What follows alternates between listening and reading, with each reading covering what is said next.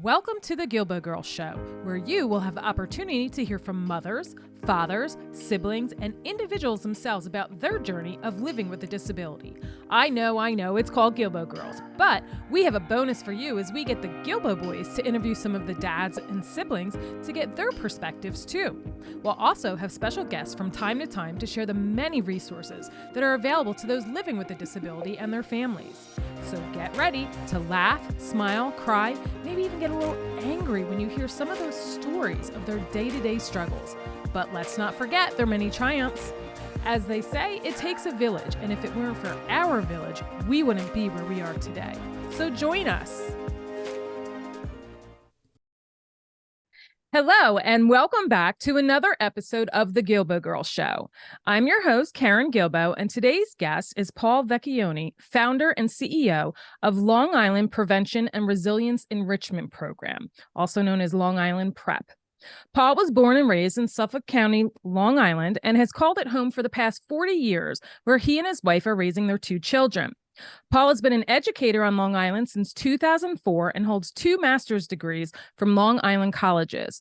With so much invested in this region, Paul has taken a keen interest in what has become one of Long Island's most devastating realities: substance abuse and addiction. Having worked with teenagers his entire professional career, Paul offers a unique perspective into the mitigating factors that drive adolescent behaviors, particularly those which can lead to destructive decisions.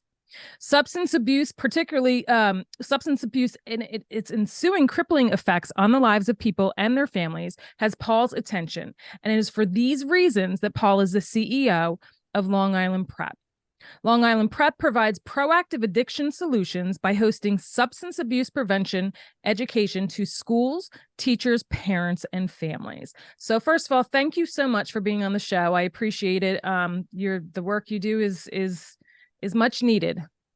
Well, thank you. It's great to be on. So how you doing today? What do we got? I'm doing very good. So let's jump in. So can you share with us what Long Island P.R.E.P, what the story is, the mission and the values are? Sure. So I'm sure you and your listeners are aware there's some bad things going on across the country when it comes to drug overdose and the mental health crisis. These numbers have been rising now for years, and I think we've kind of reached crisis status. We're well beyond that. So just a real brief history about myself. I'm a teacher here in Suffolk County, Long Island. I've been teaching for 20 years. And I've been around teenagers, like you mentioned, for a long time. And I really did get a chance to learn a lot about how they behave, about some of the things that lead them, maybe down the wrong path. So, kind of bringing my experience as a teacher, and then, the fact that we're in the midst of these, crises across the country, I kind of figured, okay, maybe I can use my experience working with teenagers to help people in prevention and intervention when it comes to substance abuse and to mental health. So it's about 6 years now with a lot of research and development, but Long Island P.R.E.P has come a long way. We've got a bunch of programs that are available to school districts and to parents and to students, so we can try to get some kids on the right track. We kind of took the prevention and intervention route, but we're kind of chock full of things to do, so we can try to get kids back on track here. Yeah, absolutely. So Long Island P.R.E.P has 3 pillars of action. So can you address the challenges faced by youth, schools, and communities through a 3-pronged approach? Can you walk us through each one of those pillars? Sure. So, and thank you for that, because I again, one of the things that I learned was that it's such a complicated issue. I mean, mental health and substance abuse, there's no one cause, there's no one solution. It's very intertwined with a lot of things. So drug abuse and mental health, I kind of always say this.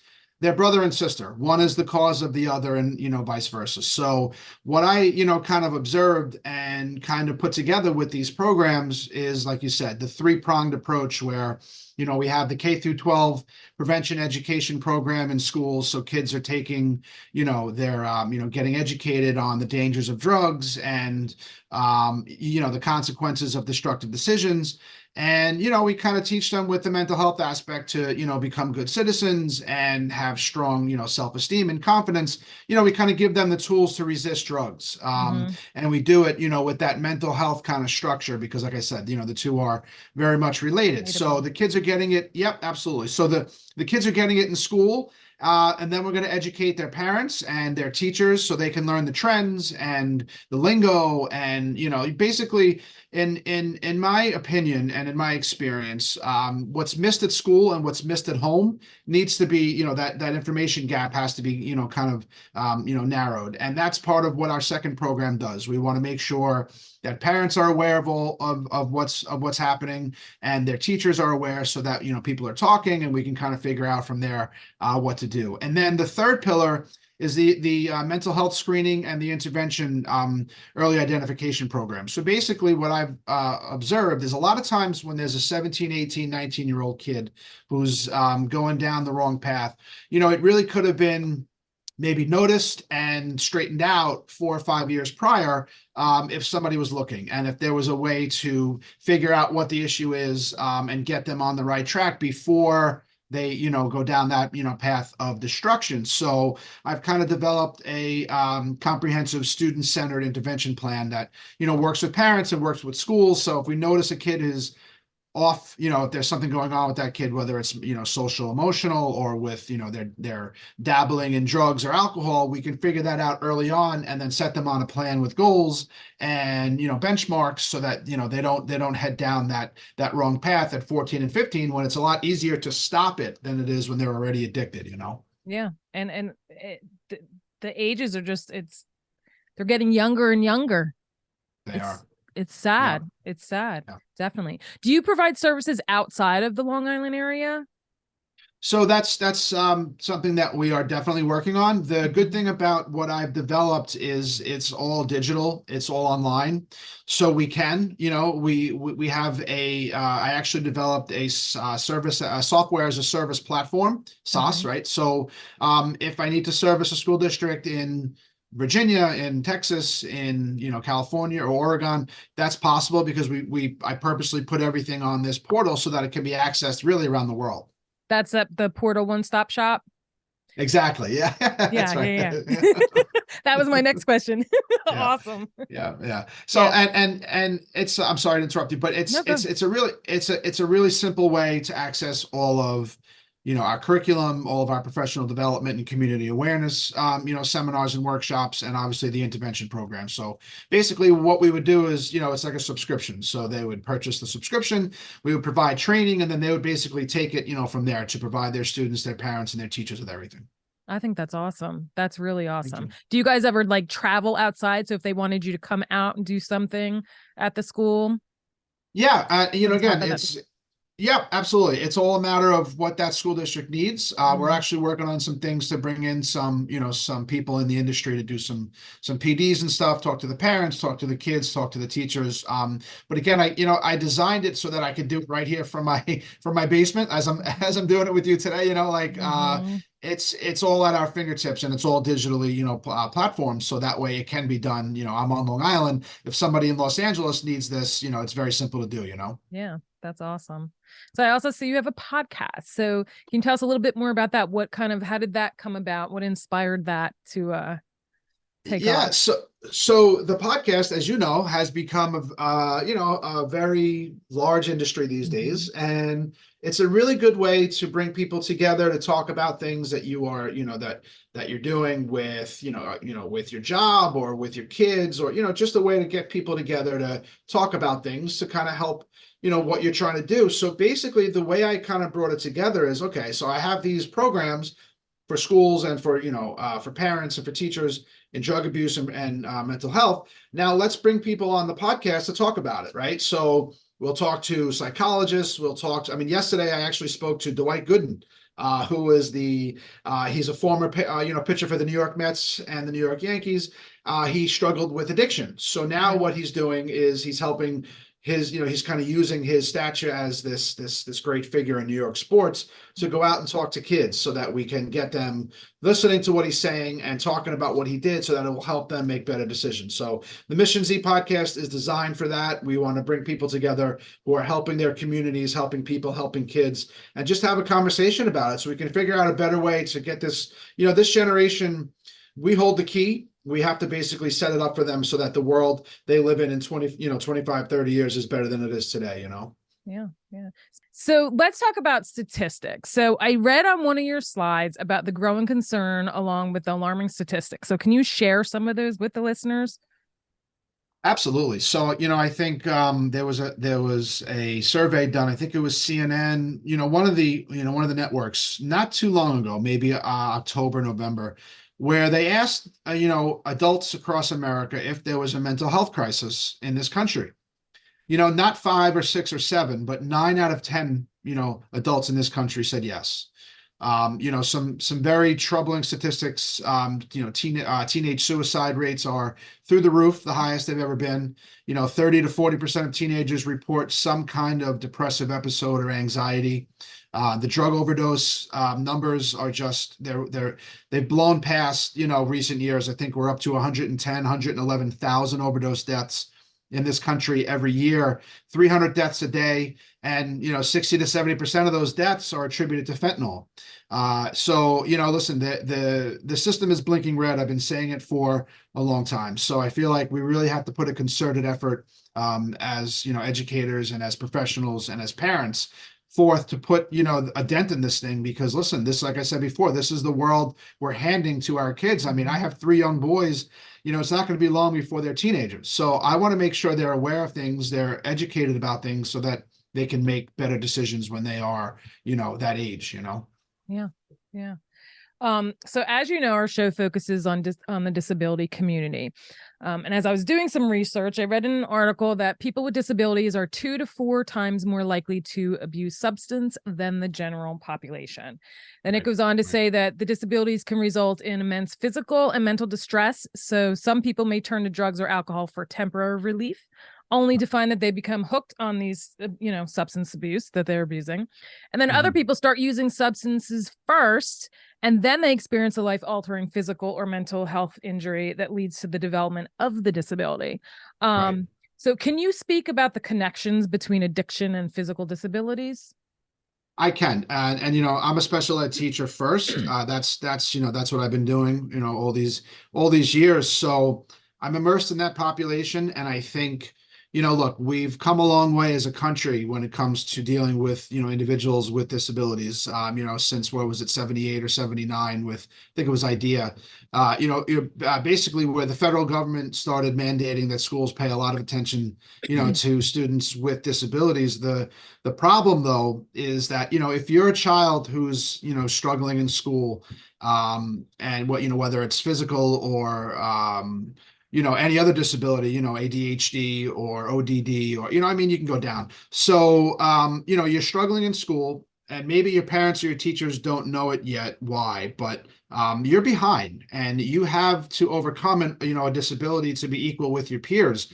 But the problem is, a lot of kids find it easier to self-medicate and to deal with these deficiencies by getting drunk or getting high, because it's a lot easier to do that than to deal with a lot of the stress and a lot of the depression, a lot of the anxiety of being a disabled child in school, because it's a very competitive world, whether it's academics or athletics. These kids have a disability, so they have to work extra hard just to be on the same level playing field as their peers. Now, when they're not able, to do that, well, it's a hell of a lot easier to go get high and deal with it that way than it is to, deal with it any other way. So I feel like that, those stats that you rattled off are absolutely, true. I'm seeing it every day, where I work. And it's really something that needs to be, dealt with, because look, if we're not going to take extra care of the kids who need the extra care, what are we doing? So in my, in my opinion, we really need to pay special attention to them. Yeah. And I also feel too that I see that a lot of people, that they don't like how the medication makes them feel. So then they turn to drugs. Yeah. And you know, it's really, really difficult, especially for a parent, because now you have a child who needs to be medicated, right? Whether it's Ritalin or, you know, Mhm. something that's going to help, you know, a child pay better attention in school. But at the same time, that drug is altering their brains in some way. I mean, they're drugs. That's what drugs do, You right? do. Yep. Yeah. It makes it, you know, it only makes sense that that introduction to any kind of drug. And look, most of the time it's fine. Most of the time it helps kids and they go on their way, but sometimes it doesn't. And, you know, if we're not paying attention to that, I feel like we're really doing the, you know, child a disservice. So when Sure. we introduce these drugs to help them, you know, pay attention and be, you know, attentive in school, we also have to pay attention to the fact that these are drugs and these are doing something chemically in their brains that if we don't pay attention to, it could ultimately lead to something like drug abuse or addiction, you know? Yeah. And how about when it comes to addiction and cognitive learning disabilities? I mean, we kind of touched on that because Yeah. Yeah, and all right, so let's go through it. A lot of kids today are using marijuana. Mhm. It's just, you know, like I guess when we were kids, it was more, you know, we were going to smoke a cigarette or drink a beer or something. But marijuana has really become mainstream now. It's Yeah, become legal legal. in a lot of states. So the stigma, or really the alarm bells about marijuana, have kind of subsided a bit because hey, the government's saying it's legal, can't be that bad, right? But you know, when it comes to cognitive abilities, I mean, go through the research, go through the detriment that marijuana can cause the teenage brain, you know, while they're developing. You know, our brains aren't fully developed until we're 25 years old. So before that, there's a lot of things going on in there, and when we interrupt that and we interfere that with something as altering as marijuana and THC, there are going to be negative consequences. So I think we have to pay attention to that as well. Hmm. Yeah. So let's talk caregivers. According to the National Alliance for Caregiving, 43.5 million Americans serve as caregivers to people with disabilities or illnesses. While most people find this job rewarding, it requires physical, mental, and emotional strength. Um, so these demands leave many caregivers feeling overwhelmed, and then to cope, some of them, a lot of them, turn to alcohol and drugs. So, what have been Right. your experience in the areas, and if you can touch on them, you know, as far as like social isolation, say that 5 times, isolation, depression and other emotional issues, stress and anxiety, access to addictive medications. I mean, they all come into play. They do. And, you know, it really goes back to the general thought process when it comes to drug abuse and addiction. Look, they are, you know, people, drug abuse is avoidance behavior. So if, or it's filling, you know, some kind of missing link somewhere. So people, you know, again, it's easier to deal with an issue with a drink or a drug than it is to, you know, kind of deal with them head on. So you're talking about caregivers who are dealing with people with disabilities who have a lot of, you know, emotional investment in what they're doing. And when it doesn't go like they would like it to go, sure, it's easier to do the bad things than it is to deal with it on a different level. And it's different when we're adults than when we're kids. Because when we're adults, we're supposed to be responsible. We're supposed to know these things, but a lot of people don't. So where we come in, it's like, okay, we're going to try to figure out a different way, a more effective way, a better way for you to deal with whatever stress, whatever angst you're going through, so that you don't have to turn to the drug or the drink to deal with it, right? And it comes down to the mental health. We have to Mhm. figure out what that missing link is, and we have to help you fill it. Yeah. Yeah. How about again the siblings? The siblings I think are huge too because I Yeah, think they're it's so much more of a high risk because they're always like put off, you know, the second because you know the right, child with the right, needs come first, and a lot of times they don't want to open up to the parents because then they feel guilt, like oh they have enough on their mind, you know, going through with my right. sister or my brother, so then you know they may not have a lot of people to talk to, and then again then they turn to drugs Yeah. and alcohol. Absolutely. And, you know, think about that dynamic. I know that, you know, there's obviously some, you know, experience there. But, you know, a 13, 14, 15-year-old child who's growing up in a household with, you know, a sibling who has a disability. I mean, naturally, there's going to be less attention paid Mhm. to the, you know, to the child without a disability, right? So I think it's, you know, it's so important for parents to be educated on that so Mhm. that they can know what to look out for and fill it with positive, you know, Mhm. reinforcement and things like that. so that that child doesn't feel alienated or isolated, or that they're not getting the attention that they deserve. And that's really difficult to do. But if you have, the education and the information about it, at least parents will be aware of that so they can be cognizant of it. Even if it's not easy to do, at least they know that, hey, we have to give much more attention to this child, but we have to make sure we're giving the adequate attention to this child as well, so that these things don't happen. So I think you're right. I think that there's going to be more of a propensity for those children without the disabilities in a household to be more at risk, and that is all the more reason for parents to be aware of it and make sure that they pay attention to it. Right. Now, do you guys have any special programs that are like targeted towards the disability community, or is it just kind of like a whole?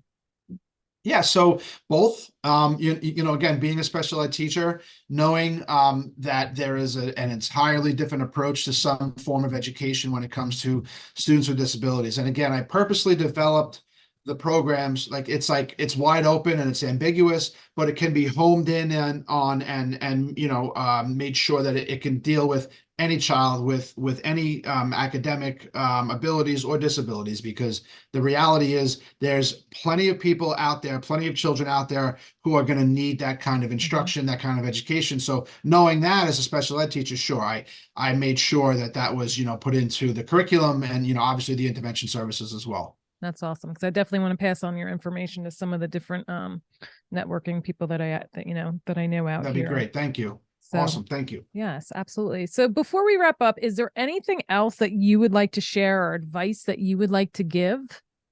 Mm-hmm. So listen, I think if we're speaking to parents, I think parents have to know they hold the key to this entire thing. I know there's so much going on in the world, and especially today, there's whether it's a single household parent or two parents who are working, it's different than when we were younger. Yes. And I think, yeah, so the best thing they can do is educate themselves and be informed about what's going on, because when that happens, they have the power to then step in and intervene and prevent things from going awry. So the best thing a parent can do is just be aware of these things, seek out these these programs or these companies who are going to provide it for you, because the more you know, the more power you have to prevent things from going the wrong way. I mean, it's so cliche and so simple, but parents have to take advantage of that, because you are the most important person in your child's life until they're listen, their whole lives, but especially until they're about 25 years old. So take on that role with responsibility, but making sure you know the things that are out there so that you can address things with an informed an informed approach before things go down the wrong path. Yeah. So I'm going to put all of your information in the show notes, but real quick, if you wanted to just put out there, how would people find you? Sure. So, I mean, the easiest way is, the website, www.longislandprep.org. That's one word. I know it's very long. I probably should have made it shorter when I created the business, but this is where we're at. So on the website, you can learn all about our programs and our services. You can get my information on there. You can send me an email, and I will obviously provide anything that, people seek out. So, yeah, and there's lots of videos too. Really great stuff on there too. Awesome. Yeah, absolutely. So Thank as a you. token of appreciation for being a guest on the show, I hand stamp tokens on and put them on keychains or bracelets Wow. with a meaningful word. So I All wanted right. to choose what word would you choose and why? Great question. Resilience. Resilience, because life is life. Life is always going to throw you curveballs. Life is always going to be hard some days. It's going to be harder. It's going to be hard some days more than it's easy. But it's our ability to accept that and to bounce back, to be better and stronger, that we really need to focus on. Resilience is so important. We need to learn how to be resilient. And then when we learn how to be resilient, we are all the better for ourselves, our children, our students, our friends, whoever. So definitely would be resilience. That's a great question, by the way. Awesome. So everybody, thank you so much for tuning in. Make sure you go visit his website and reach out to him for any questions that you have. And until next time, have a great day. Thanks. Thank you for joining us as we spread awareness through our personal stories and the many resources shared. You can help us by joining our village simply by sharing our show with the masses. You can also become a supporter of the show by clicking on the link in the show notes. Your funds will allow us to keep sharing these valuable, heartfelt stories and resources. Be sure to subscribe to our Guilbault Girls podcast and YouTube show, and don't forget to follow us on Facebook and Instagram at Guilbault Girls.